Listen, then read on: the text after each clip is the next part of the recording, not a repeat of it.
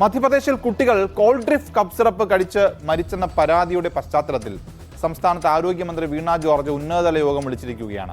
12 മണിക്കാണ് യോഗം. ആരോഗ്യവകുപ്പിലെ ഉന്നത ഉദ്യോഗസ്ഥരും ഡ്രഗ്സ് കൺട്രോളറും പങ്കെടുക്കും. ഏഞ്ചൽ മേരി മാത്യു ആണ് വിവരങ്ങളുമായി ചേരുന്നത്. ഏഞ്ചൽ, അപ്പോൾ അതിശക്തമായ പരിശോധന നടക്കുന്നുണ്ട്. ആശ്വാസകരം, ഈ വിവാദ ബാച്ച്, കോൾഡ്രിഫിന്റെ വിവാദ ബാച്ച് കേരളത്തിൽ നിന്ന് കണ്ടെത്തിയിട്ടില്ല.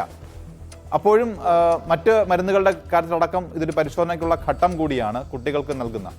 എന്താണ് സംബന്ധിച്ച് കൂടുതൽ ആലോചനകൾ, പരിശോധനകൾ, നടപടികൾ? മധ്യപ്രദേശിൽ കപ്പ് സിറപ്പ് കഴിച്ച കുട്ടികൾ മരിച്ചെന്ന പരാതിക്ക് പിന്നാലെ തന്നെ കേരളം അതിശക്തമായ നടപടികളിലേക്ക് കടന്നിരുന്നു. അതിൽ ആദ്യത്തെ കാര്യം, കഴിഞ്ഞ ദിവസം ഡ്രഗ് കൺട്രോളർ ഒരു സർക്കുലർ പുറത്തിറക്കിയിരുന്നു. 2 വയസ്സിന് താഴെയുള്ള കുട്ടികൾക്ക് യാതൊരു കാരണവശാലും കപ്പ് സിറപ്പ് നൽകരുത് എന്നുള്ള നിർദ്ദേശം ഈ സർക്കുലറിൽ ഉണ്ടായിരുന്നു. അതോടൊപ്പം തന്നെ 5 വയസ്സിന് താഴെയുള്ള കുട്ടികൾക്ക് സാധാരണഗതിയിലെ ഫോർമുലേഷൻ നൽകാറില്ല. 5 വയസ്സിന് മുകളിലുള്ള കുട്ടികൾക്ക് ഈ ഡോസ് കൊടുക്കുന്ന സമയത്ത് അതിന് കൃത്യമായ ഡോസേജും കാലയളവും അടക്കം അത് ഉറപ്പാക്കണമെന്നുള്ള നിർദ്ദേശവും നൽകിയിരുന്നു. പ്രിസ്ക്രിപ്ഷൻ ഇല്ലാതെ യാതൊരു കാരണവശാലും കപ്പ് സിറപ്പ് മെഡിക്കൽ സ്റ്റോറുകൾ വഴി നൽകാൻ പാടില്ല എന്നുള്ള കർശന നിർദ്ദേശവും ഈ സർക്കുലറിൽ ഉണ്ടായിരുന്നു.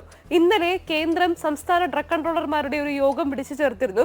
ഈ യോഗത്തിൽ ഈ നിരീക്ഷണം ശക്തമാക്കണമെന്നുള്ള നിർദ്ദേശം നൽകിയിരുന്നു.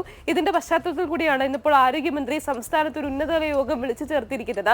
നിരീക്ഷണം കർശനമാക്കുന്നതിനുള്ള നടപടികൾ സ്വീകരിക്കുന്നതിനാണ് പ്രധാനമായും ഇന്നത്തെ ഈ യോഗം ചേരുന്നത് എന്നുള്ളതാണ് നമുക്ക് മനസ്സിലാക്കാൻ കഴിയുന്നത്. ഈ ഡോക്ടർമാർ 2 വയസ്സിന് താഴെയുള്ള കുട്ടികൾക്ക് യാതൊരു കാരണവശാലും കപ്പ് സിറപ്പ് പ്രിസ്ക്രൈബ് ചെയ്യരുത് എന്നുള്ള നിർദ്ദേശമുണ്ട്. അതോടൊപ്പം തന്നെ മരുന്നുകൾ വിൽക്കരുത് എന്നുള്ള നിർദ്ദേശം, ഇത്തരത്തിലുള്ള കപ്പ് സിറപ്പ് മെഡിക്കൽ സ്റ്റോറുകൾ വഴി വിൽക്കരുത് എന്നുള്ള നിർദ്ദേശവുമുണ്ട്. ഈ നിരീക്ഷണം കർശനമാക്കുന്നതിന് വേണ്ടിയാണ് ഇന്നത്തെ ഈ യോഗം. യെസ്, ഏഞ്ചലാണ് വിവരങ്ങൾ നൽകിയത്.